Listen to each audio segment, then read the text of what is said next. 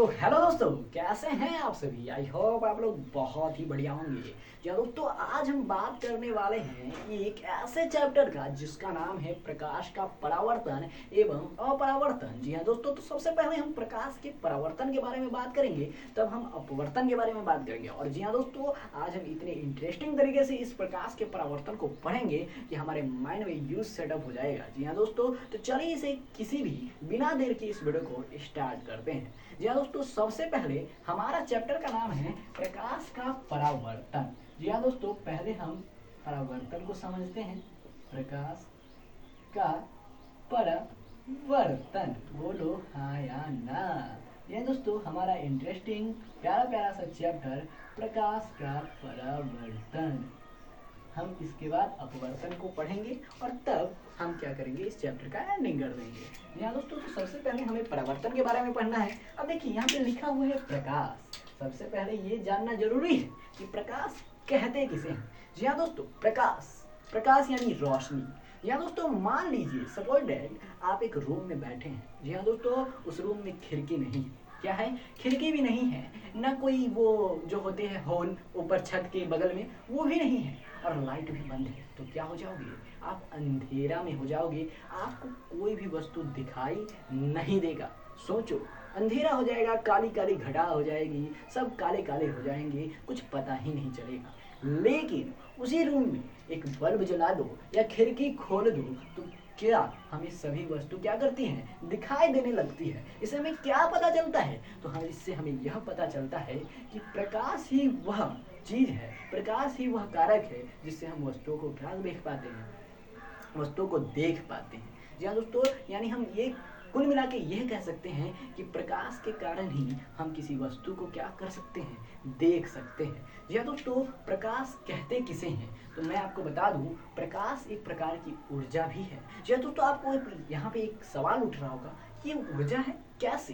जी हाँ दोस्तों, हम जानते हैं कि हमें कोई भी काम करते हैं तो हमें एनर्जी चाहिए, ऊर्जा चाहिए। जी हाँ दोस्तों, हम किसी भी काम को करते हैं तो उसे हम क्या करते हैं, एनर्जी के साथ करते हैं। जैसे मैं अभी आपको पढ़ा रहा हूँ तो इसमें भी कहीं ना कहीं मेरे शरीर में एनर्जी है यानी ऊर्जा है, तभी मैं आपको पढ़ा पा रहा हूँ। अगर मेरे पास एनर्जी नहीं होगी, ऊर्जा नहीं होगी, तो मैं आपको नहीं पढ़ा पाऊंगा। तो आप कहोगे कि प्रकाश कैसे ऊर्जा हो सकता है। अरे भाई, प्रकाश भी ऊर्जा हो सकता है। आपको क्या करना है, समझना है बड़ी अच्छे से। देखिए, हमने प्रकाश को समझ लिया। आप कहोगे प्रकाश यानी रोशनी, हाँ, जो अंधेरे को दूर कर दे, जो हमें वस्तुओं को दिखाए, उसे कहते हैं प्रकाश। जी हाँ, तो यहाँ पे एक डिफिनेशन में एक लाइन आया था कि प्रकाश एक प्रकार का ऊर्जा है। आप कहोगी ये ऊर्जा कैसे है, तो देखिए हम सबसे पहले ऊर्जा को समझते हैं बहुत अच्छे से।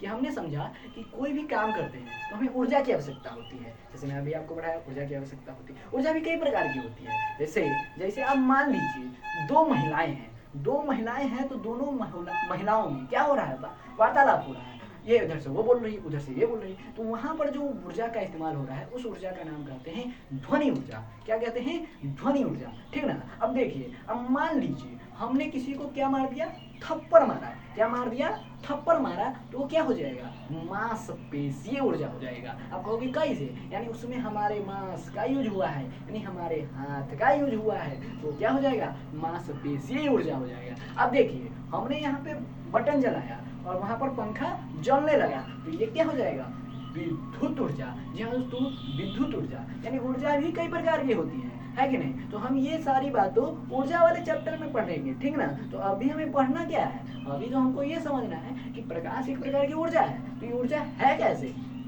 देखिए हम जैसे कि आप सभी अभी दिखता नहीं है, अभी तो एलईडी लाइट आ गई है, बहुत सारी चीजें सब आ गई हैं, इसलिए कोई इसको यूज नहीं करता है। लेकिन पहले के बस 2-3 साल पहले क्या होता था, एक लैंप आता था, उस पर क्या होती थी, सोलर आती थी, उस पर सोलर होती थी। तो हमें ना बोर्ड में क्या करना पड़ता था, नहीं घुसाना पड़ता था वो चार्जर, वो धूप में रखते थे और वो क्या हो जाता था, लैंप चार्ज हो जाता था, और हम उससे क्या करते थे, रात में काम करते थे या उससे पढ़ते थे। तो बताओ भाई, वो क्या है, एक प्रकार का ऊर्जा है कि नहीं है, ऊर्जा है। तो हम कह सकते हैं कि प्रकाश क्या है, एक प्रकार की ऊर्जा है। जी हाँ दोस्तों, हम क्या करते हैं, हम जब हमारा शरीर सुबह हमें डॉक्टर या सभी आदमी क्या कहते हैं कि हमें सुबह सूर्य के रोशनी में बैठना चाहिए, हमें विटामिन डी प्राप्त करना चाहिए। और सही में जब हम विटामिन डी प्राप्त करते हैं तो कहीं ना कहीं हमारा मन उसमें तरोताजा रहता है। तो कहीं ना कहीं हम ये भी कह सकते हैं कि प्रकाश एक प्रकार की क्या है,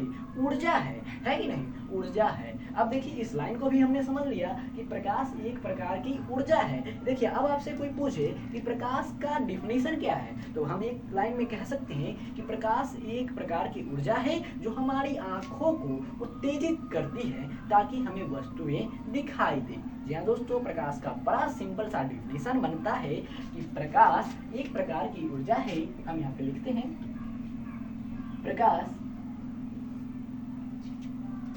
एक प्रकार की, यहाँ पर लिख सकते हैं, ऐसे ही लिख सकते हैं, यह एक प्रकार का ऊर्जा है जो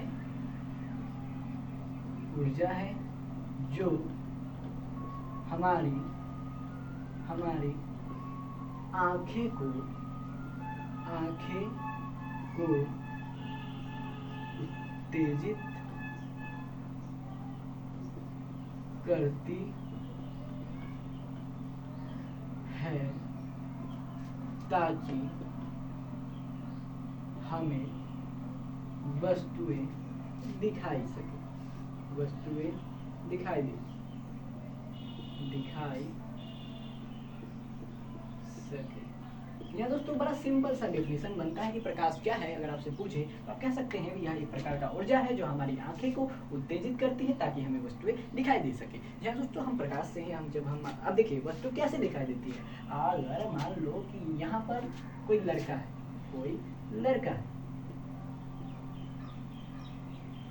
हाँ मान लो हमें उतना अच्छा से ड्राइंग नहीं आता है, बट अब यहाँ पर मान लो एक बॉल रखा है। अब ये बॉल मान लो पीला कलर का है, येलो कलर का है। अब ये बॉल इस आदमी को दिखेगा कैसे? देखिए तो आप कहोगे ये आंख से देखेगा और दिखा जाएगा। अरे भाई इतना सिंपल नहीं है। देखो सबसे पहले क्या होता है, सूर्य की रोशनी क्या होती है, ये इस बल्ब पे, इस यानी बॉल पे पड़ेगा और बॉल से ये रोशनी टकरा के हमारे आंखों पर जाएगा और हमारे आंखों पे वह छवि बनाएगा। तो हम कहेंगे हाँ ये बॉल दिखाई दे रहा है।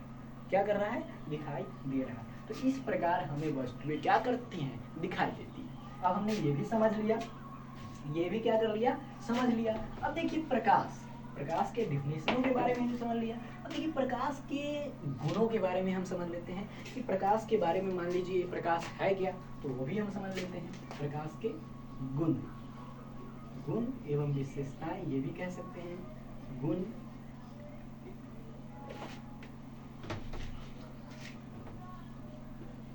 प्रकाश के गुण एवं विशेषताएं, गुण एवं विशेषताएं। ठीक है, प्रकाश के गुण एवं विशेषताएं। तो पहला लाइन यही बनता है कि प्रकाश एक प्रकार की क्या है? ऊर्जा है। ये इसका पहला गुण है। अब देखिए दूसरा गुण इसका क्या है, तो दूसरा लिख सकते हैं प्रकाश को चलने के लिए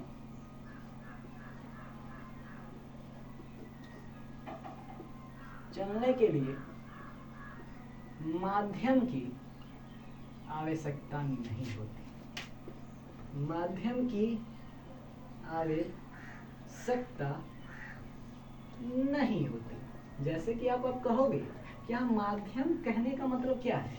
जैसे मान लीजिए हम तो जैसे यहाँ पे देखिए हम भी चलते हैं तो हमें कहीं ना कहीं एक माध्यम होता है। जैसे हम रोड पे चलते हैं, हम ये मतलब हर प्रकार का रोड होता है। अब नीचे मान लो कि रोड के नीचे कोई नाली वगैरह है, कोई इधर जल मतलब इधर नदी वगैरह है, तो हम क्या चलते हैं? रोड पे चलते हैं, यानी हमारा एक अलग रास्ता है, उसी में ना चलते हैं। तो देखिए प्रकाश भी क्या करता है, तो प्रकाश को चलने के लिए माध्यम की आवश्यकता नहीं होती। ये किसी सड़क वगैरह पे नहीं चलता है, ये जहाँ मन तहाँ चलता है। जैसे आप कह सकते हैं इसका सड़क क्या क्या है, तो ये वायु में भी जा सकता है, ये वायु में भी गमन करता है, वायु में भी प्रकाश चलता है, जल में भी चलता है, कांच में भी चलता है, निर्वात में भी चलता है। यानी प्रकाश को चलने के लिए किसी माध्यम की आवश्यकता नहीं होती। ठीक ना, ये भी हम समझ लिए। अब देखिए तीसरा, प्रकाश की चाल भिन्न भिन्न माध्यमों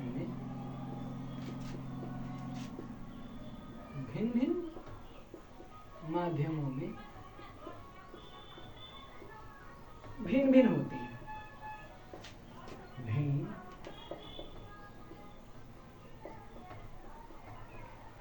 भिन्न होती है। ठीक है, इतना समझ लिया। अब देखिए, अब हम क्या लिखेंगे? प्रकाश की चाल सबसे अधिक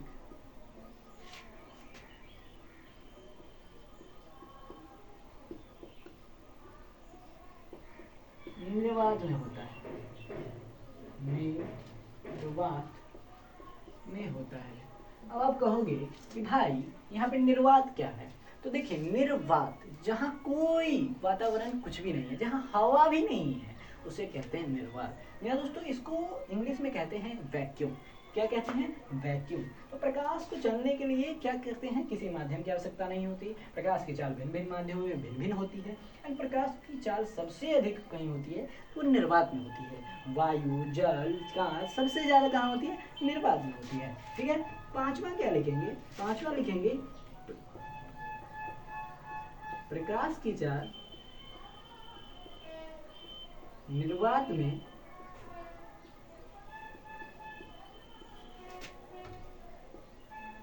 3 × 10⁸ मीटर पर सेकेंड होता है। ठीक है, 3 × 10⁸ मीटर पर सेकेंड। यही अगर किलोमीटर में पूछ ले तो 3 × 10⁵ मीटर किलोमीटर पर सेकेंड। ठीक है, ये भी हम समझ लिए। अब देखिए 6 लाइन में हम क्या लिख सकते हैं? तो प्रकाश कण एवं तरंग दोनों की तरह व्यवहार करता है। दोनों की तरह व्यवहार करता है। इसे प्रकाश का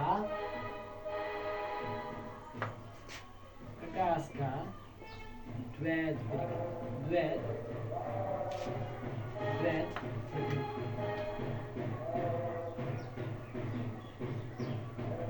प्रकृति कहते हैं। छठा, प्रकाश विद्युत चुंबकीय तरंग में गमन करती है। प्रकाश विद्युत चुंबकीय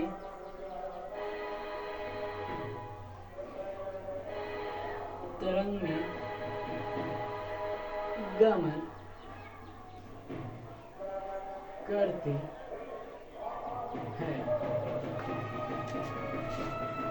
सातवां, प्रकाश का तरंगदैर्ध्य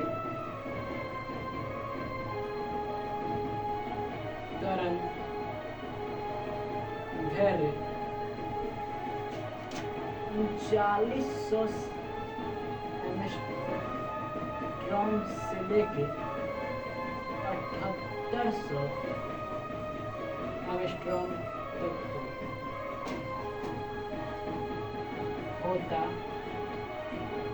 है। देखिए, एक चीज यहाँ पे और ऐड कर सकते हैं कि प्रकाश कण एवं तरंग दोनों की तरह व्यवहार करता है। इसे प्रकाश की द्वैत प्रकृति कहते हैं। इस कणों को फोटॉन कहते हैं।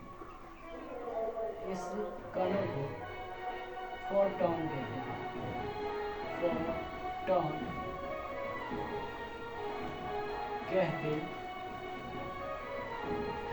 ठीक है, इतना समझ में आता है? आप बोलोगे इतना समझ में आता है। ठीक है, ठीक है। अब देखिए हमने 8 लाइन में समझ लिया। अब देखिए यहाँ पे एक चीज लिख सकते हैं, प्रकाश विद्युत चुम्बकीय तरंग में गमन करती है, या प्रकाश एक प्रकार का विद्युत चुम्बकीय तरंग भी है। ठीक है, ये भी लिख सकते हैं। अब देखिए एक चीज और यहाँ पे ऐड कर सकते हैं, इस प्रकाश की ये जो कण एवं तरंग दोनों की तरह व्यवहार करता है, इसे द्वैत प्रकृति कहते हैं, और इस द्वैत प्रकृति को क्वांटम थ्योरी भी कहते हैं। यहाँ पे लिख सकते हैं द्वैत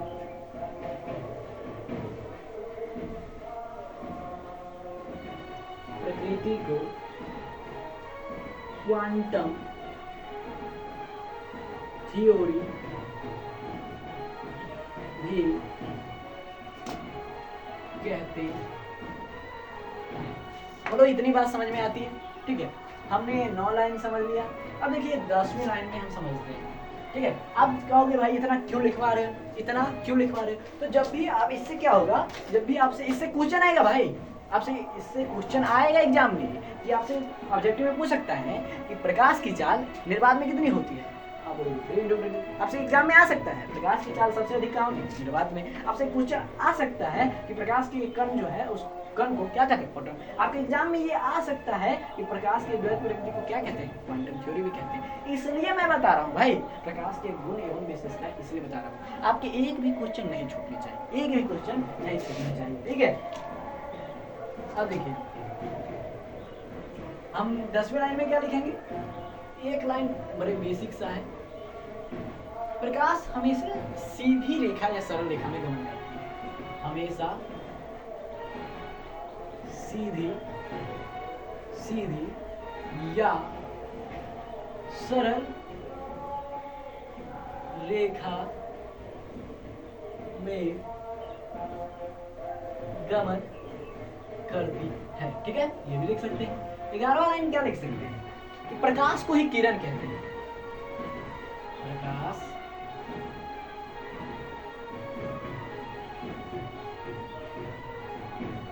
प्रकाश की रेखा को किरण कहते हैं, एवं किरणों के समूह को ही किरण पुंज कहते हैं। जैसे लिख सकते हैं प्रकाश की सरल रेखा को किरण कहते हैं,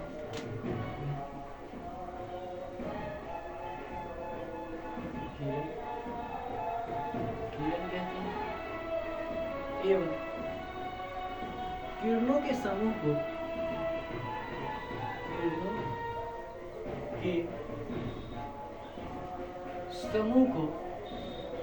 प्रकाश का किरण पुंज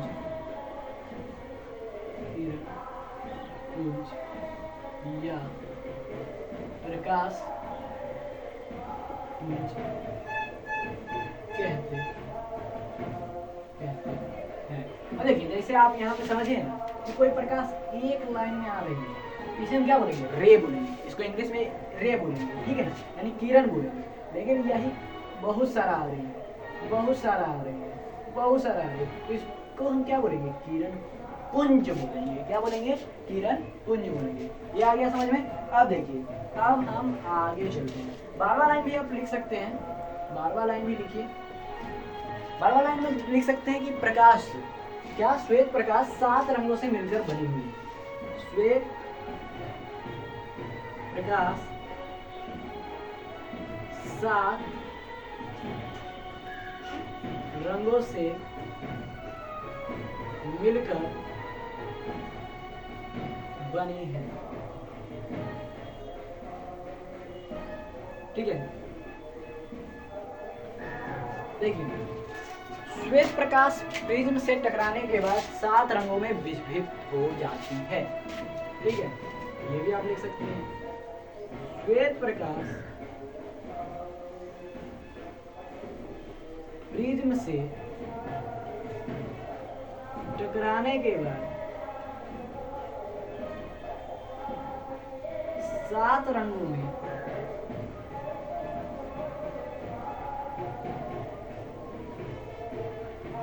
विभक्त हो जाती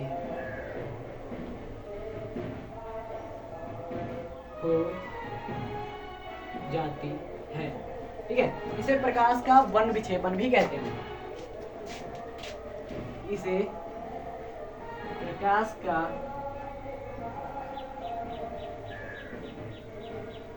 वर्ण विक्षेपण भी कहते हैं। ठीक है, अब देखिए 13वां लाइन भी लिख सकते हैं। प्रकाश खुद अदृश्य होता है लेकिन इसकी सहायता से हम किसी वस्तु को देख पाते हैं, ये भी लिख सकते हैं। क्योंकि आपने देखा होगा आप कभी प्रकाश को नहीं देखते लेकिन आप प्रकाश की सहायता से वो सारी वस्तु को देख सकते हैं। और क्या है ना, तो आप ये भी लिख सकते हैं। हालांकि यहाँ पे जगह कम है तो मैं कुछ और सोचता हूँ लिखने का। ठीक है, आप लिख सकते हैं कि प्रकाश खुद अदृश्य होता है लेकिन उसकी सहायता से हम किसी वस्तु को देख सकते हैं। ठीक है, इतना ही लाइन रहने दे कि इससे आगे भी चले, इतना ही लाइन रहने दे या इससे आगे भी चले, बताना मेरे भाई। ठीक है, इतना ही रहने दे या इससे आगे चले। ठीक है, अब देखो, अब आगे बढ़ते हैं। अब स्क्रीनशॉट भाई मिटा दिया मैंने, स्क्रीनशॉट ले लेते हैं आप। ठीक है, अब देखो आगे बढ़ते हैं।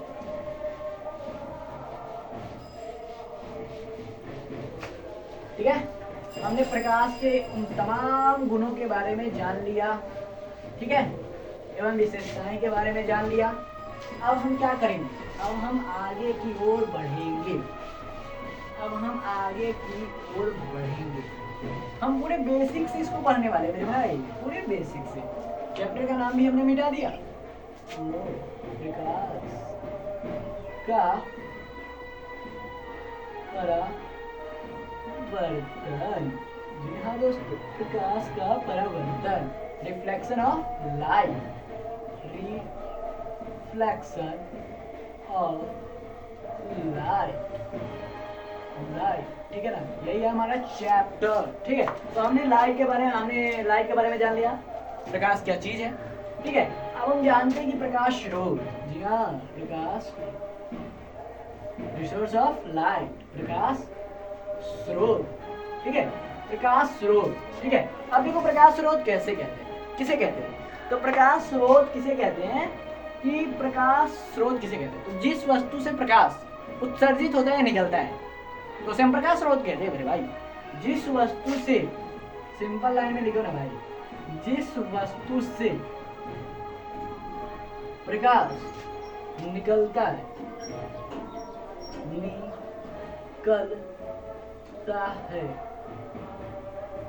उसे प्रकाश स्रोत कहते हैं। उसे प्रकाश स्रोत कहते हैं, सिंपल। ठीक है, अब देखो, अब प्रकाश स्रोत में क्या आ जाएगी। अब आप बोलोगे भाई सूर्य, हाँ भाई सूर्य प्रकाश स्रोत है, भाई सूर्य प्रकाश स्रोत है, इससे प्रकाश निकलता है। चांद, बोलोगे हाँ भाई चांद भी प्रकाश स्रोत है, भले उसका अपना रोशनी नहीं, वो अलग बात। आप बोलोगे टॉर्च, हाँ भाई टॉर्च भी है, हाँ भाई टॉर्च भी है मेरे भाई, टॉर्च भी है कि नहीं। लैंप भी हो जाएगा, है कि नहीं, लैंप भी होगा, है कि नहीं, लालटेन भी हो जाएगा। नहीं, अब सीधा समझो ना भाई, जिस वस्तु से प्रकाश निकलते हैं उसे हम प्रकाश स्रोत कहते हैं। अगर आप कहोगे तो मोबाइल से भी प्रकाश निकलता है, वो भी प्रकाश, जुगनू वो भी प्रकाश स्रोत है। अरे भाई जिस वस्तु से प्रकाश निकलती है उसे प्रकाश स्रोत कहते हैं। अब देखिए प्रकाश स्रोत तो हो गए। अब देखिए वस्तु, एक होती है वस्तु भी कई प्रकार की होती है। एक होती है प्रदीप्त वस्तुएं, नहीं प्रकाश स्रोत हमने बता दिया ना। तो जो स्रोत होते हैं, जो चीज होते हैं, तो वो एक होते हैं प्रदीप्त। कौन, वस्तुएं, हाँ प्रकाश उत्सर्जित करता है, और कौन, एक होता है अप्रदीप्त। प्रकाश स्रोत दो प्रकार के होते हैं। ठीक है, मैं ये समझाना चाह रहा हूँ। अब देखिए प्रदीप्त वस्तुएं वैसे वस्तुएं जो अपना खुद का प्रकाश उत्सर्जित करते हैं, जैसे सूर्य क्या करता है, अपना खुद का प्रकाश सूर्य उत्सर्जित करता है। सूर्य अपना खुद का प्रकाश उत्सर्जित करता है। लेकिन अप्रदीप्त वस्तु उसे कहते हैं जो अपना प्रकाश उत्सर्जित नहीं करता है, बल्कि वह दूसरों के वस्तुओं के कारण चमकता है और हम उसे वस्तु से प्रकाश को से किसी वस्तु को देख पाते हैं। जैसे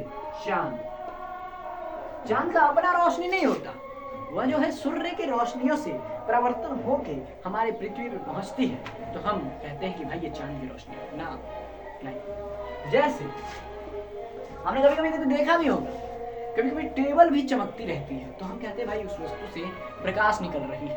कभी कभी टेबल जो है हमारा चमकता रहता है तो हम कहते हैं कि भाई उस वस्तु से प्रकाश निकल, नहीं वो परिवर्तन हो रहा है मेरे भाई, वो परिवर्तन हो, ठीक है।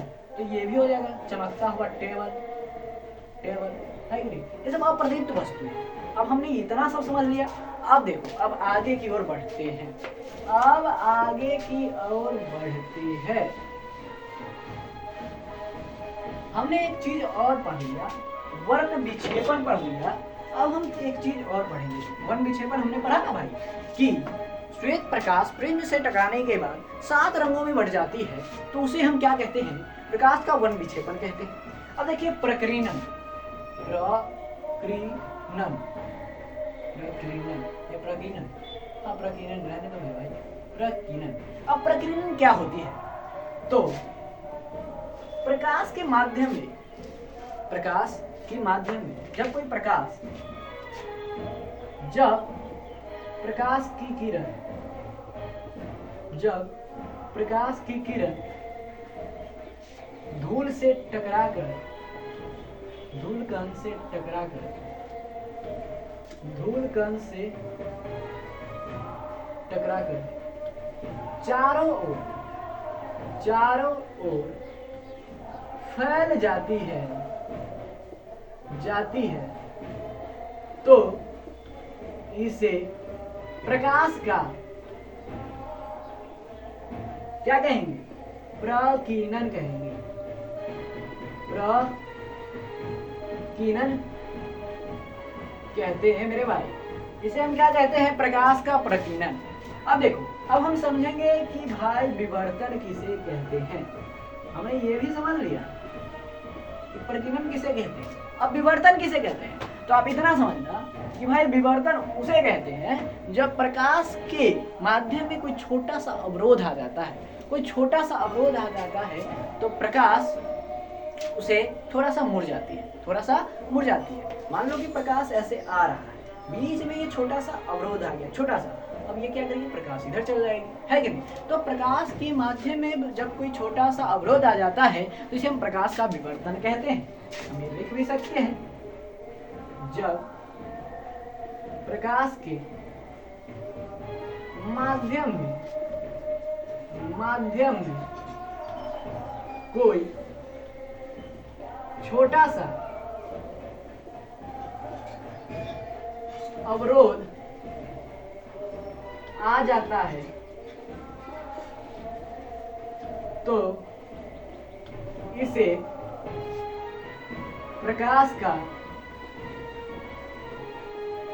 विवर्तन कहते हैं, इसे प्रकाश का विवर्तन कहते हैं। इसे क्या कहते हैं, प्रकाश का विवर्तन कहते हैं। अब हमने प्रकाश के पूरे चीजों को अच्छे से जाना है, अब हमें आगे जानना है, अब हमें आगे जानना है। प्रकाश के जितने भी चीजें थे हमने उन सभी चीजों को बहुत ही अच्छे से चीजें देख लिया, है कि नहीं। अब देखिए एक चीज जब इतना जान ले तो और एक चीज और जान लेते हैं, उसके बाद हम असली मुद्दे से बात करेंगे।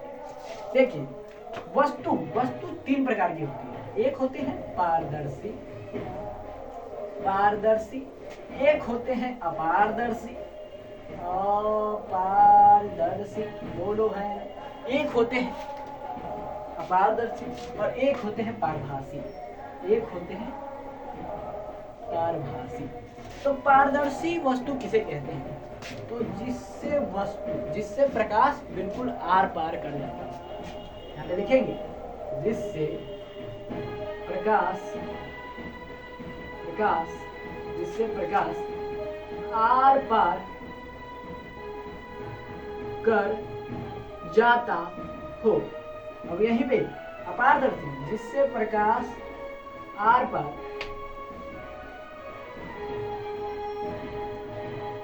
न किया जाता, न किया जाता, ठीक है। पारभासी, जिससे थोड़ा बहुत प्रकाश आर पार किया जाता, जिससे प्रकाश थोड़ा बहुत, थोड़ा बहुत आर पार किया जाता,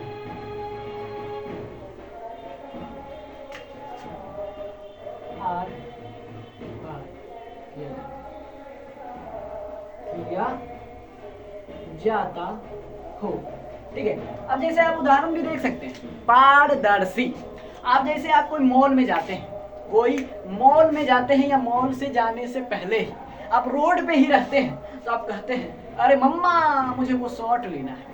आपको वो वस्तुएं दिखाई जाती है, यानी वो वस्तुएं तो शीशे के उधर रहती है, यानी मॉल के अंदर रहती है, लेकिन फिर भी वो वस्तु आपको दिखाई दे जाती है, क्योंकि वो क्या होती है, अपारदर्शी यानी पारदर्शी होती है। जी हाँ दोस्तों, उस वस्तु में प्रकाश क्या होगा, आर पार कर जाता होगा। जैसे आपने जब रेस्टोरेंट में भी गए होंगे तो वह शीशा लगा रहता है, क्या लगा रहता है, शीशा लगा रहता है, और उसमें प्रकाश क्या करते हैं, हम अगर जलाते हैं तो वो शीशा के उस बगल मतलब चल जाता है, उस यानी शीशा के बगल आर पार कर जाता है। ठीक है ना, आप देखिए इसका उदाहरण कई जगह देख सकते हैं भाई। बैंक में भी जाइए, बैंक ब्रांच में भी जाइएगा तो एक चीज देखिएगा, जो मैनेजर का ऑफिस होता है उसमें एक शीशा लगा रहता है, तो उस शीशा में से आप देख सकते हैं बैंक मैनेजर को, यानी क्या हो रहा है, यानी ये पारदर्शी चीज है, यानी कांच हम बोल सकते हैं कि पारदर्शी क्या है, तो कांच है। मेरे भाई प्लास्टिक भी होता है, ऐसा बात नहीं है, कांच नहीं। जैसे आप कोई एक पहले आता था, अभी नहीं आता है कि आता है पता नहीं, एक शॉट आता था, उस शॉट में एक प्लास्टिक डाल के देता था, वो बहुत ही अजीब तरह का होता था, प्लास्टिक एकदम, उसमें आप देखते हैं ना, तो ये वस्तु उस वस्तु के आर पार देखा जाता है। एक मेरे पास क्या था, नोटबुक भी था, नोटबुक यानी कॉपी था, उसमें स्प्रिंग वाले बुक में एक रहता है नोटबुक, उसमें भी आप क्या करेंगे, वस्तु के और इस पार देखेंगे तो उस पार भी दिखाई देगा, तो पारदर्शी वस्तु, ये प्लास्टिक भी होता है, कांच भी होता है, ठीक ना। अपारदर्शी जिससे प्रकाश आर पार नहीं किया जाता। अब मान लो कि बोर्ड है, अभी बोर्ड पर हम अगर प्रकाश डालें तो ये क्या, प्रकाश जो होगा हो जाएगा, उसके आर पार जाएगा, अब नहीं जाएगा। अब मान लो इस पे हम प्रकाश डालें तो उसके भीतर से आएगा, नहीं आएगा, इससे प्रकाश क्या हो जाएगा, रिफ्लेक्ट हो जाएगा, यानी रिफ्लेक्शन हो जाएगा, यानी परावर्तन हो जाएगा, बोलो है ना। अब देखो पारभासी जिससे थोड़ा बहुत प्रकाश आर पार किया जाता हो। जैसे हमने देखा है कि भाई आप कागज को क्या कर दो, तेल में डुबा दो और उसमें कुछ मतलब प्रकाश डालो, तो वो थोड़ा बहुत आपको प्रकाश उस पार जाएगा, इस पार से उस पार जाएगा, ठीक है ना, थोड़ा बहुत जाता है, इतना ज्यादा नहीं जाता। अब हमारा एक बेसिक जितना भी था वो सब क्लियर हो गया। अब हम बढ़ते हैं अपने मेन मुद्दा पे, ठीक है। अब देखिए, अब हम बढ़ेंगे मेरे भैया अपने मेन मुद्दा पे। अब कहेंगे कि भाई प्रकाश का परावर्तन होने पर, सब प्रकाश तो समझिए, अब ये परावर्तन क्या होता है। अब देखो, अब बड़ा अच्छा से समझना प्रकाश का परावर्तन। आप देखिए बहुत अच्छे से समझना, सिंपल से भाई कंसेप्ट पूरे माइंड में बैठेगा। देखो सबसे पहले मान लो कि आप गांव घर के तो लड़के हो, है कि नहीं, पूरे गांव घर के लड़के हो। हम सब क्या करते हैं, गांव घर के लड़के के अक्सर देखते हैं, हम खुद अपनी बात कर रहे हैं मेरे भाई, कि वो लोग क्या करेंगे, गांव घर के पास उतना बच्चे के पास मोबाइल नहीं रहता है, ठीक है ना, तो टाइम पास करने के लिए क्या करेंगे, एमएक्स का या गुरु का बॉल ले लेंगे और अपने घर के आस पड़ोस में कोई ऐसे होते हैं घर जो मतलब दीवार वाला ज्यादा ऊपर वाला होता है कि नहीं, तो उस पर क्या करेंगे, वो बॉल ऐसे लेके ऐसे फेंकेंगे, फिर कैच करेंगे, ऐसे लेंगे और ऐसे कैच करेंगे, ऐसे लेंगे ऐसे कैच करेंगे। बोलो हाँ ना, आप भी करते हैं कि नहीं करते हैं। जब आप खाली टाइम बैठे रहिएगा तो आप बॉल को उस दीवार पे मारिएगा, बॉल आएगा, फिर ऐसे करेंगे, फिर मारेगा, ऐसे लॉक करेंगे, फिर ऐसे करेगा, ऐसे होता है कि नहीं होता है। तो देखिए जब हम बॉल को मारे और बॉल हमारे पास आया, तो इसे ही हम कहते हैं परावर्तन, इसे ही कहते हैं भाई परावर्तन, सीधा समझ लो। अब एक बहुत इसी पे हम एक फनी आपको स्टोरी भी सुनाते हैं। देखिए एक बार की बात है, क्या है, हम घर के बगल में खेल रहे थे, या ऐसा ही करके खेल रहे हैं, तो घर के मेरे बगल में ही एक अंकल रहते हैं, एक चाचू रहते हैं, थोड़ा बुजुर्ग है कि नहीं, तो उनका जहाँ हम मार रहे थे ना बॉल, जहाँ मार रहे थे उसी के वहाँ पर खिड़की था, वो खिड़की था, और वो खिड़की के क्या कर रहे थे, सो रहे थे, वो कर रहे थे, सो रहे थे। आज जब मैं बॉल मार रहा था वो आ रहा, बॉल मार रहा था वो परिवर्तन होकर आ रहा था, मतलब टकरा के वापस आ जा रहा था। लेकिन एक बार क्या किया, वो बॉल जो मारा ना, तो वो अंकल जग गए, और जैसे ही खिड़की खोली बॉल जाके उनके माथा पे लग गए, अंकल को लगा अच्छा। तो भाई अभी तक क्या हो रहा था, अभी तक बॉल टकरा के हमारे हाथ में आ रहा था, लेकिन अब की बार बॉल खिड़की में चला गया, खिड़की में आर पार कर गया। तो भाई इसे ही कहते हैं अपवर्तन। परावर्तन और अपवर्तन में अंतर समझे कि जब वस्तु किसी सतह से टकराकर वापस आ जाती है तो इसे कहते हैं परावर्तन, और जब वस्तु आर पार कर जाता हो तो उसे कहते हैं अपवर्तन। बड़ा सिंपल सा है भाई। परावर्तन का आप डेली लाइफ में कितना एग्जाम्पल देख सकते हैं मेरे भाई। आप देख सकते हैं जैसे हम बचपन में, आप गांव भर के लड़के हैं, आप पोखरी वगैरह में जाते हुए या नदी तालाब में देखते हैं तो एक बच्चा सब क्या करता है, ढेला लेके मारेगा तालाब में और पोखरी में, तो वो क्या करेगा, पत्थर जो है ना, पत्थर वो बहुत दूर तक जाता है। तो हम लोग गांव घर के मान लीजिए 4-5 के लड़का है, 4-5, तो वो सब मारता है और वो देखेगा पत्थर कहाँ तक जाता है कि नहीं। तो मान लीजिए वो पत्थर जब मारेगा तो वो क्या करता है, पहले पत्थर जाता है, फिर छछलता है, फिर जाता है, फिर ऐसे ऐसे करके फिर कहीं जाके वो डूबता है। तो भाई अभी तक जो ये पत्थर जाके उठ रहा था, फिर आ रहा था, फिर उठ रहा था, ये सब क्या हो रहा था, परावर्तन। लेकिन लास्ट में वो डूब गया, ये क्या हो गया, अपवर्तन। बोलो परावर्तन और अपवर्तन में अंतर समझे? आप बोलोगे हाँ भैया समझे। देखो तो परावर्तन किसे कहते हैं, तो आप सीधा कह सकते हैं कि जब जब जब प्रकाश की किरण जब प्रकाश की किरण किसी समतल सतह से टकराकर समतल सतह से टकराकर वापस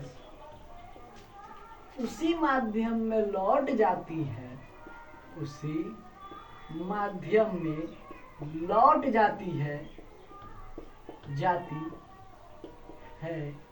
तो इसे प्रकाश का परावर्तन कहते हैं मेरे भाई। इसे प्रकाश का परावर्तन कहते हैं। इसे हम क्या कहते हैं, प्रकाश का परावर्तन कहते हैं। अब देखिए प्रकाश का परावर्तन कहते हैं। अब इसके दो नियम होते हैं, प्रकाश के परावर्तन के दो नियम होते हैं, ये आपको याद करना पड़ेगा। आपतन कोण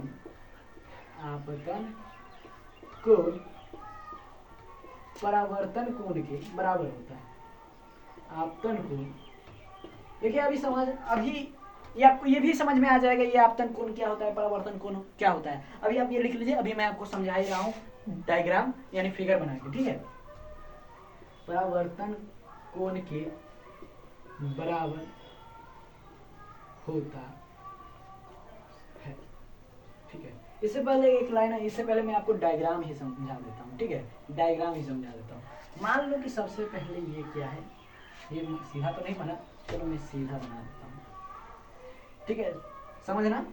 ये क्या है, दर्पण है, ये क्या है, मिरर है, क्या है भाई, मिरर है।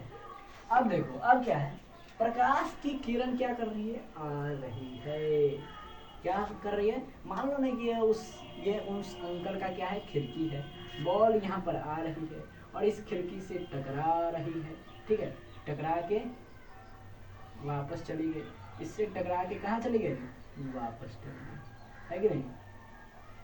बोलो इतना समझे कि नहीं। तो जब प्रकाश की किरण किसी समतल सतल से टकराकर वापस उसी माध्यम में लौट जाती है तो उसे हम कहते हैं प्रकाश का परावर्तन, ठीक है। अब देखिए जो किरण आ रही है उसे बोलते हैं आपतित किरण, आपतित किरण। जो किरण जा रही है उसे बोलते हैं परावर्तित किरण, परावर्तित किरण, ठीक है। अब इसके बीच में एक रेखा खींचते हैं, क्या करते हैं, रेखा खींचते हैं, सीधा नहीं हुआ, हाँ, इसके बीच में एक रेखा खींचते हैं, इसको कहते हैं अभिलंब, अभिलंब, ठीक है। अब यह जो होती है काल्पनिक रेखा होती है, ये आपको याद रखना है, क्या रखना है, याद रखना है। ये जो होती है एक काल्पनिक रेखा होती है, इसे हम अपने सुविधा अनुसार क्या करते हैं, लिख देते हैं। अब देखिए ये जो बिंदु है, ये जो बिंदु है इसे कहते हैं आपतन बिंदु, आपतन बिंदु, ठीक है, आपतन बिंदु, ये भी समझ लिया। ये इसे कहते हैं दर्पण, ये जो हमारा है इसे कहते हैं दर्पण, ठीक है। अब देखिए ये आपतित किरण और अभिलंब के बीच में जो कोण बन रहा है इसे कहते हैं आपतन कोण, इसे कहते हैं आपतन कोण, आपतन कोण, इसे कोण आई के नाम से जानते हैं, ठीक है, कोण आई के नाम से जानते हैं, और इसे कहते हैं परावर्तन कोण,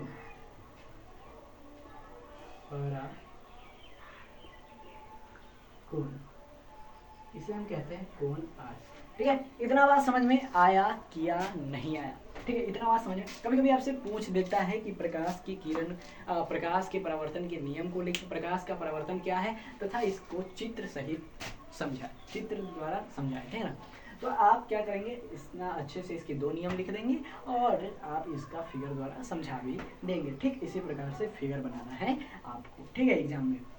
तो अब क्या करना है आपको, अब समझना है, ये एक दर्पण है, यहाँ प्रकाश की किरण आ रही है, तो जो किरण आ रही है उसे बोलेंगे आपतित किरण, जो किरण जा रही है उसे बोलेंगे परावर्तित किरण, उसके बीच में एक हम हमने अभिलंब खींच दिया अपने मन से, ये क्या है, काल्पनिक रेखा है, तो इसे हम बोलेंगे अभिलंब, और अभिलंब और आपतित किरण के बीच में जो कोण बना उसे हम बोलेंगे आपतन कोण, और जो परावर्तित किरण और परावर्तित अभिलंब के बीच में जो बना उसे हम बोलेंगे परावर्तन कोण। अब देखिए भाई, आपने सोच रहे होंगे कि ये अभिलंब आपने क्यों खींच दिया, तो देखिए ये अभिलंब हमने अपने सुविधा के लिए खींच दिया।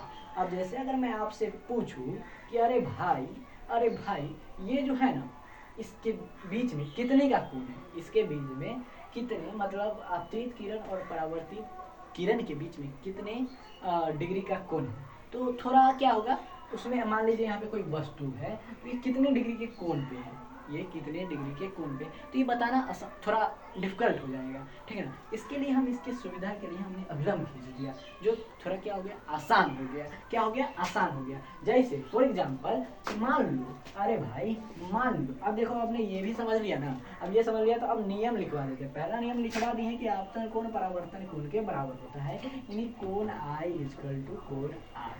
बोलो हाँ या ना। हमने समझा दिया है कि प्रकाश के परावर्तन के पहला नियम कहता है कि प्रकाश का आपतन कोण परावर्तन कोण के बराबर होता है, यानी ये कोण और ये कोण क्या होंगे, बराबर होंगे। आप तो समझ गए। अब देखो दूसरा नियम क्या कहता है मेरे भाई, कि आपतित किरण, आपतित किरण, आपतित किरण, परावर्तित किरण, परावर्तित किरण और अभिलंब तीनों एक ही तल में होता है, एक ही तल में होता है। बोलो ये प्रकाश का परावर्तन का दूसरा नियम है। देखो आपतित किरण, परावर्तित किरण और अभिलंब तीनों एक ही तल में है कि नहीं, बोलो एक ही तल में है ना, तो दूसरा नियम यही कहता है। आपको याद भी नहीं करना भाई, एक बार समझ जाओगे आप खुद लिख दोगे, ठीक है ना। तो आपने प्रकाश के परावर्तन के बारे में भी समझा। अब देखिए यहाँ पे एक क्वेश्चन मैं आपको देता हूँ, जैसे कि मान लो ये कोण आई का मान 40 डिग्री है, तो बताए कोण आर का मान कितना होगा, कोण आर का मान कितना होगा। तो आप कहोगे भाई प्रकाश के परावर्तन का नियम कहता है कि आपतन कोण परावर्तन कोण के बराबर होता है, तो 40 डिग्री आई है तो 40 डिग्री आर भी होगा। लेकिन मान लो मेरे भाई हमने कोण आई 40 डिग्री नहीं दिया, हमने इस वाले कोण का मान 40 डिग्री दिया, तो बताइए कोण आर का मान कितना होगा। तो आप यार यहाँ पे आप थोड़ा सोचेंगे, थोड़ा फंस जाएंगे, लेकिन आप सब फंसेंगे नहीं, क्योंकि आप पढ़ रहे हैं शिवम नॉलेज मस्ती में, और यहाँ तो मस्ती के साथ नॉलेज न मिलता है भाई। तो देखो अब हमने इसको कितना माना, 40 माना, हमको बताना है आर। तो देखिए हमने अभिलंब क्यों खींचा है, इसी के लिए ना भाई, आसानी होने के लिए। अब देखो जब ये 40 डिग्री है तो कितना हो जाएगा, 50 हो जाएगा, क्योंकि अभिलंब जब खींच दिया तो इस दोनों के बीच का मान कितना हो गया, 90 डिग्री हो गया ना मेरे भाई। तो जब ये 40 हो गया तो ये 50 डिग्री हो जाएगा, और जब कोण आई का मान 50 डिग्री हो जाएगा तो कोण आर बराबर क्या हो जाएगा, 50 डिग्री ना होगा। तो बड़ा सिंपल सी बात है, आपने ये भी समझ लिया, ठीक है ना, ये भी समझ लिया। अब देखिए अब आगे की ओर हम क्या करते हैं, बढ़ते हैं, आगे क्या कहता है।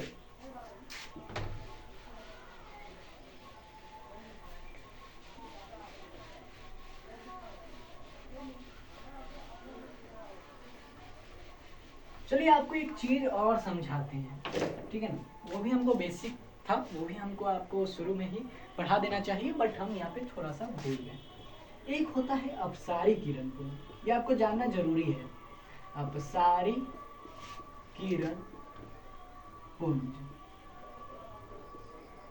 ठीक है। एक होता है अभिसारी किरण पुंज, अभिसारी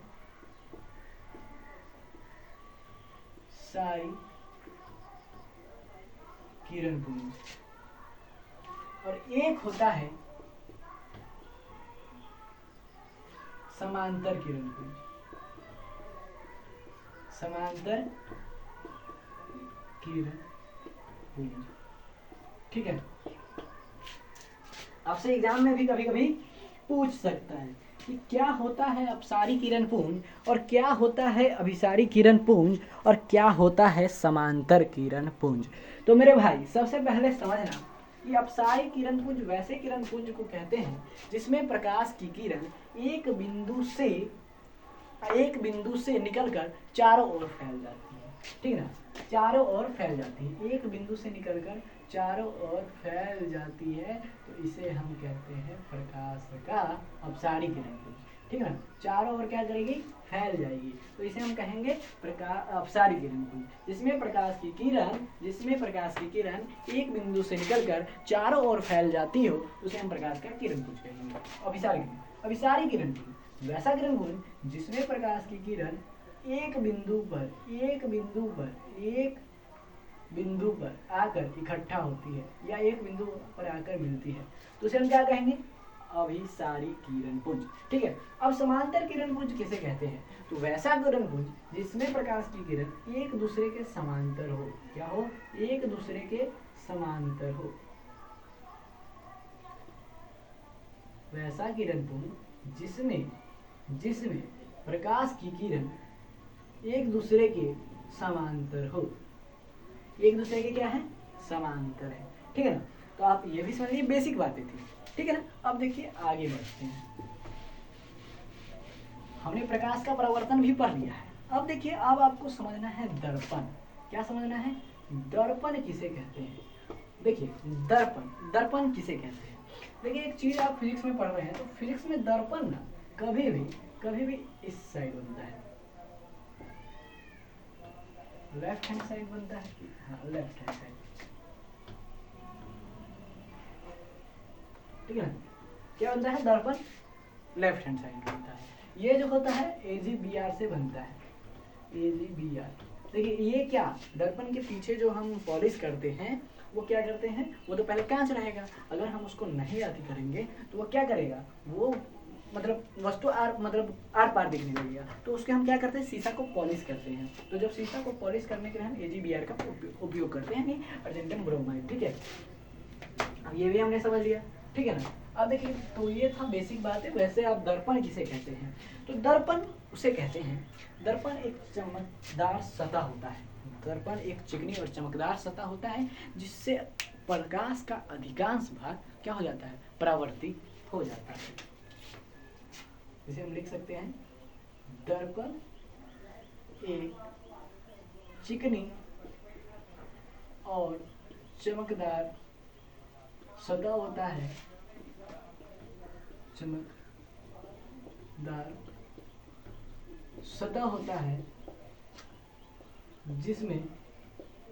जिससे प्रकाश की किरण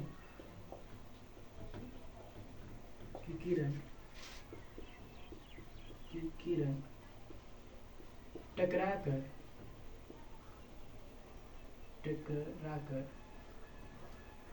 प्रकाश, दर्पण एक चिकनी और चमकदार सतह होता है जिससे प्रकाश की किरण टकराकर अधिकांश प्रकाश परावर्तित हो जाती है, अधिकांश प्रकाश परावर्तित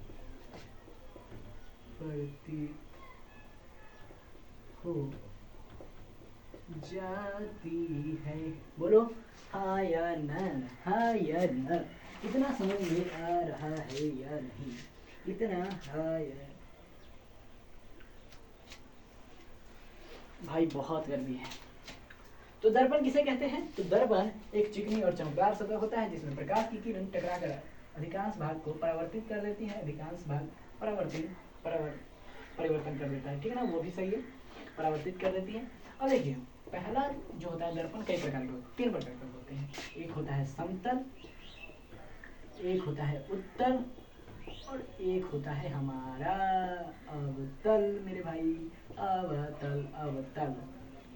तो देखिए सबसे पहले उत्तल कैसे समतल किसे कहेंगे, तो वैसा दर्पण जिसका परावर्तक सतह बिल्कुल समतल हो, वैसा सतह जिसका वैसा दर्पण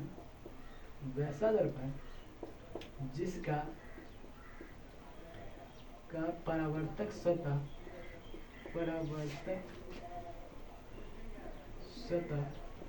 बिल्कुल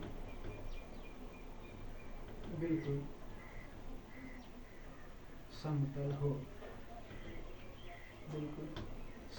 हो, उसे हम बोलेंगे समतल दर्पण। अब देखिए उत्तल दर्पण किसे कहते हैं, तो मेरे भाई वैसा दर्पण जिसका बाहरी परावर्तक सतह क्या हो, वैसा दर्पण जिसका परावर्तक सतह बाहर की तरफ हो, ठीक है ना, वैसा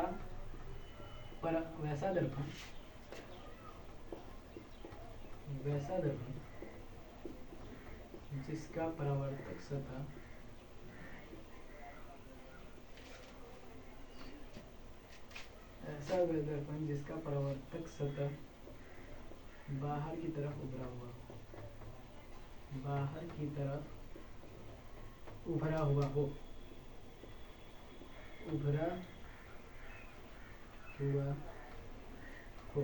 ठीक है। वैसा दर्पण जिसका परावर्तक सतह बाहर की तरफ उभरा हुआ हो, अवतल। वैसा दर्पण जिसका परावर्तक सतह अंदर की तरफ धसी हुई हो, परावर्तक सतह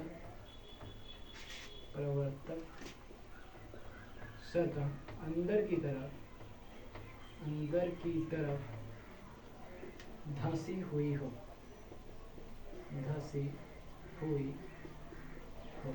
ठीक है। इतना समझ में आ रहा है तो बताओ, मेरे भाई, ठीक है। इतना समझ में आ रहा है। अब देखिए समतल दर्पण कैसे करते हैं, तो भाई बेसिकली आप इतना जानो कि आप सुबह जिसमें केस चोट के सुबह जिसमें चेहरा देखते हो और स्कूल जाते हो, वही है आपका समतल दर्पण। अब देखिए उत्तल दर्पण किसे कहते हैं, तो उत्तल दर्पण कुछ ऐसा होता है, ठीक है ना। उत्तल दर्पण किसे कहते हैं, एक चीज हम जान लेते हैं मेरे भाई, हमने यहाँ पे दर्पण को सीधा 3 भागों में बांट दिया। इससे पहले एक गोलीय दर्पण को लिखते और ये गोलीय दर्पण में ये दोनों आ जाता, गोलीय दर्पण में। तो खैर कोई बात नहीं, हम गोलीय दर्पण लेते हैं, ठीक है। गोलीय दर्पण वैसा दर्पण जिसका परावर्तक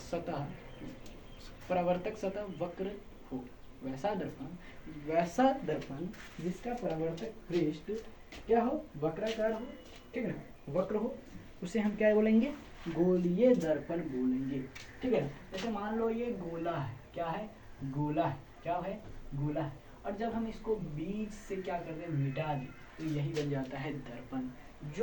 ये जो बना इसे बोलते हैं अवतल, क्या बोलेंगे, अवतल बोलेंगे। और इसी को हम इंग्लिश में कॉनकेव मिरर भी बोलते हैं, कॉनकेव। और इसे हम बोलते हैं उत्तल, इसको बोलते हैं कॉन्वेक्स मिरर, और इसे बोलते हैं कॉनकेव मिरर, ठीक है ना, मिरर, ठीक है। इतना समझ में आया कि नहीं, इतना बात आपको समझ में आया या नहीं, ठीक है ना। उत्तल दर्पण को हम कहते हैं अपसारी दर्पण, उत्तल दर्पण को हम अपसारी दर्पण के नाम से भी जानते हैं मेरे भाई। उत्तल दर्पण के आपके एग्जाम में क्वेश्चन भी आता है, आपके ऑब्जेक्टिव में आता भी है कि उत्तल दर्पण को किस नाम से जाना जाता है, तो आप बोलोगे अपसारी दर्पण। अवतल दर्पण को किस नाम से जाना जाता है, तो आप बोलोगे अभिसारी दर्पण,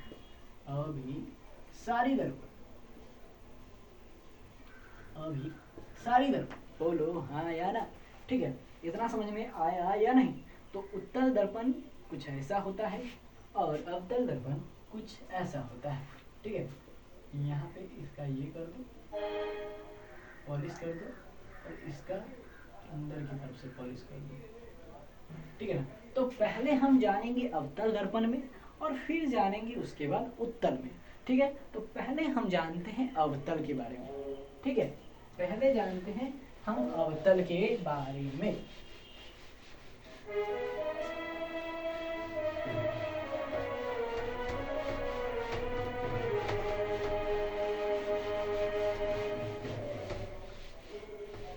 ठीक है, अवतल दर्पण के बारे में हम पहले जानेंगे। सबसे पहले देखो, यही है क्या, अवतल दर्पण।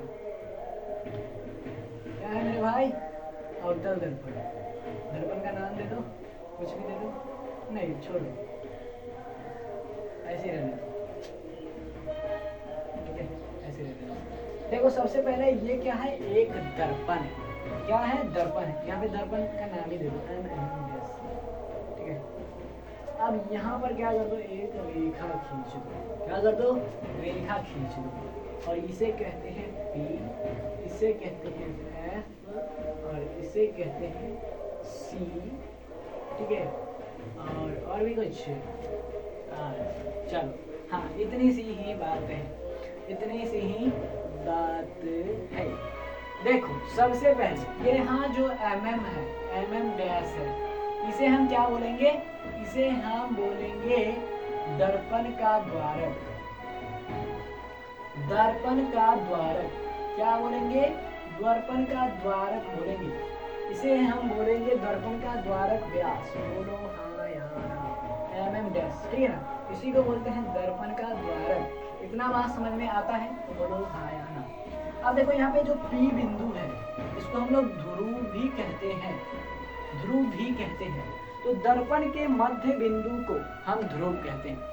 बहुत से लोग एग्जाम में गलती करते हैं, एग्जाम में हमेशा क्वेश्चन आता है ऑब्जेक्टिव में कि दर्पण के मध्य बिंदु को क्या कहते हैं, तो वो लोग क्या टिक कर देते हैं, C, वक्रता केंद्र, जबकि इसका आंसर होगा ध्रुव। जी हाँ दोस्तों, हमने आपसे पूछा कि दर्पण के मध्य बिंदु को क्या कहते हैं, ध्रुव। हमने आपसे ये नहीं पूछा कि गोलीय दर्पण के मध्य बिंदु को क्या कहते हैं, हमने सीधा पूछा कि मेरे भाई अब मतलब दर्पण के मध्य बिंदु को हम क्या कहते हैं, हम कहते हैं ध्रुव। हमने आपसे ये नहीं पूछा कि गोले के मध्य बिंदु को वक्रता केंद्र कहते हैं मेरे भाई, तो हमने ये आपसे नहीं पूछा था। तो ध्रुव किसे कहते हैं, तो दर्पण के मध्य बिंदु, दर्पण के मध्य बिंदु को। ठीक है मेरे भाई, अच्छा ठीक है। F जो है इसको हम F पहले बड़ा F से जानेंगे। इसे कहते हैं फोकस, इसे कहते हैं फोकस। ये जो बड़ा F है ना मेरा, इसको पहले बड़ा F, ये हो गया फोकस, इसको कहते हैं फोकस। फोकस का भी हम डेफिनेशन लिख सकते हैं, जब समांतर प्रकाश की किरण दर्पण से टकराकर जिस बिंदु से लौटती है, जिस बिंदु से जाती है, उसे हम फोकस कहते हैं। लिख सकते हैं, जब प्रकाश की किरण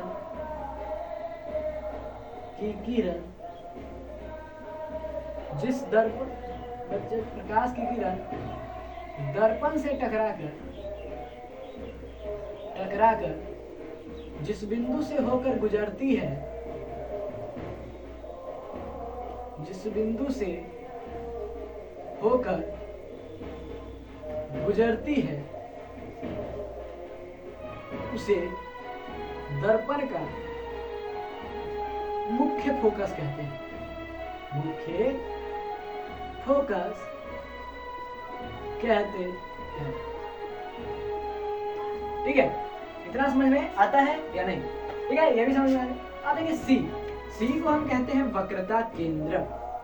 वक्रता केंद्र, बोलो इतनी बात समझ में आती है या नहीं? सी को बोलेंगे वक्रता केंद्र। तो गोलीय दर्पण के मध्य बिंदु को हम वक्रता केंद्र कहते हैं। ठीक है, आप देखिए हम लिख सकते हैं, देखिए ये जो है दर्पण, ये क्या है, ये गोलीय ही। तो गोलीय दर्पण जिस गोले का भाग होता है, गोलीय दर्पण जिस गोले का भाग होता है,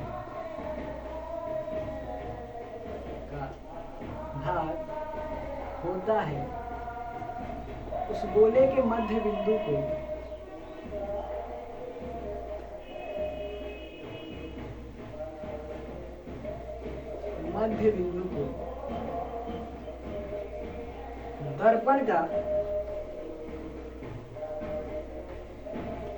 वक्रता केंद्र कहते हैं। ठीक है मेरे भाई, इतना समझ में आया कि सी जो होगी वो वक्रता केंद्र होगी। गोलीय दर्पण जिस गोले का भाग होता है उस गोले के मध्य बिंदु को हम वक्रता केंद्र कहते हैं। इतना समझ में आया या नहीं आया?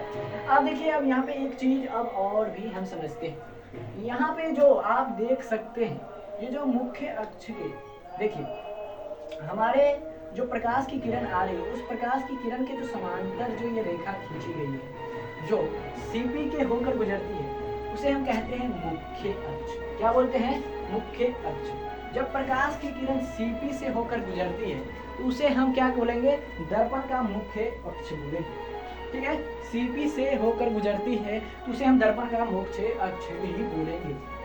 ठीक है, मुख्य अक्ष प्रकाश की किरण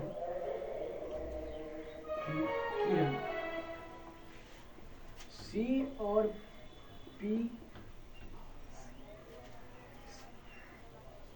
गुजरने वाली सीधी रेखा को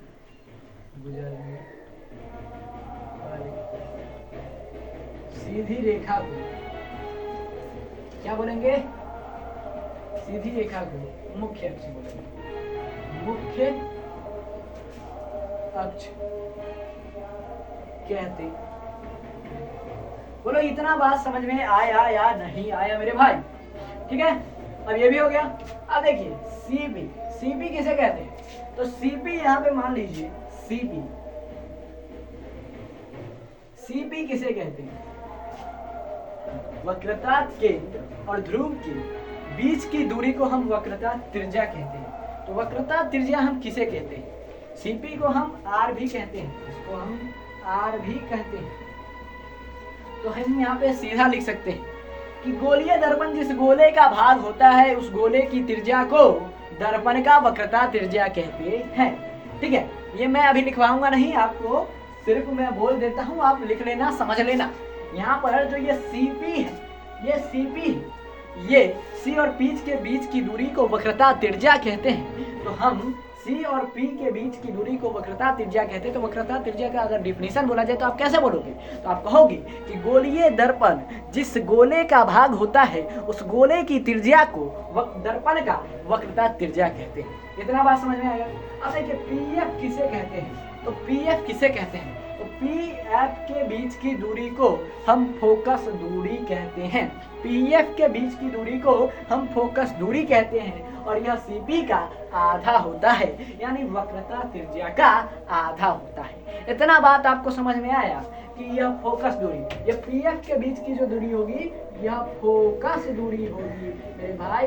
इसे हम स्मॉल एफ के नाम से जानेंगे। और यह सीपी जो होगी, सीपी, यह जो सीपी होगी मेरे भाई, यह वक्रता त्रिज्या होगी, वक्रता त्रिज्या होगी, जिसे हम आर के नाम से जानेंगे, जिसे हम आर के नाम से जानेंगे। ठीक है, अब देखिए मेरे भाई, ये ठीक ऐसा ही उत्तल दर्पण में भी होगा। जी हाँ दोस्तों, मान लो कि ये उत्तल दर्पण है। ये क्या है? उत्तल दर्पण है। और ये क्या है? उत्तल दर्पण है। उत्तल दर्पण में बाहर की तरफ आती होती है, ठीक है ना, तो अंदर की तरफ पॉलिश हो जाएगी, अंदर की तरफ पॉलिश हो जाएगी। अब देखो यहाँ पर भी वैसा ही काम, ये हो जाएगा मुख्य अक्ष, ये हो जाएगा पी, ये हो जाएगा एफ और ये हो जाएगा सी। बोलो हाँ या नहीं? इतना बात समझ में आया कि नहीं? अब इसे हम बोलेंगे फोकस दूरी, इसे हम बोलेंगे वक्रता त्रिज्या, इसे हम बोलेंगे फोकस, इसे बोलेंगे वक्रता केंद्र और mm डैश ये हो जाएगा दर्पण का द्वार। देखो भाई, इतना तक सेम दर्पण, दोनों दर्पणों में यह सब क्या होता है? सेम होता है। अब देखिए ये वीडियो बहुत लंबा हो गया है, इसलिए सेकेंड वीडियो में मैं आपको बताऊंगा कि अवतल दर्पण और उत्तल दर्पण में कहाँ कहाँ प्रतिबिंब बनता है और अवतल दर्पण और उत्तल दर्पण में क्या क्या होता है। फिर उसके बाद मैं आपको क्या करूंगा, आपको अवतल दर्पण में वक्रता त्रिज्या और फोकस के बीच, दूरी के बीच संबंध बताऊंगा। ठीक है, मतलब उसको F/R/2 सिद्ध करना बताऊंगा। फिर दर्पण सूत्र सिद्ध करना बताऊंगा, फिर मैं आपको प्रकाश का अपवर्तन पढ़ाऊंगा और उस समय लेंस सूत्र आपको सिद्ध करने का बताऊंगा। और इस तरीके से मैं आपका चैप्टर का एंडिंग करूंगा। और इसी तरीके से अभी तक मैंने जितना पढ़ाया है, अगर वह वीडियो अगर आपको समझ में आया है तो प्लीज़ इस वीडियो को लाइक करना और आने वाली वीडियो के लिए इस चैनल को जरूर सब्सक्राइब कर लेना। मिलते हैं अगले वीडियो में।